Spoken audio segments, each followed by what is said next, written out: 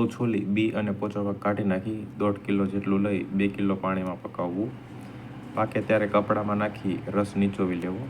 રસ જુદો રાખવો. પકાવેલ કોળ અને ગાયના 170 ગ્રામ ઘીમાં તાંબાના વાસણમાં મધ જેવો રંગ થાય ત્યાં સુધી શેકી તેમાં કોળાનો જુદો રાખેલ રસ મેળવી તેમાં 1.5 કિલો ખાંડ નાખી અવલેહ તૈયાર કરવો. તેમાં પીપર, સૂંઠ, જીરાનું ચૂર્ણ 40 ગ્રામ તેમજ ધાણા, તમાલપત્ર, એલચી, મરી અને તજનું ચૂર્ણ 10 ગ્રામ નાખી 15 થી 20 મિનિટ સુધી હલાવી એકત્ર કરવું.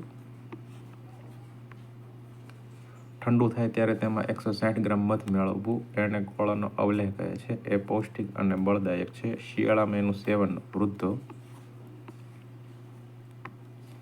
અને બાળકોને બહુ લાભ કરતા છે. એનાથી ઉલટી, ઉધરસ, શ્વાસ, હૃદયરોગ, રક્તપિત્ત, પિત્તજ્વર, તરસ, દાહ, પ્રદર, દુર્બળતા, ક્ષય અને આંત્રવૃદ્ધિ મટે છે.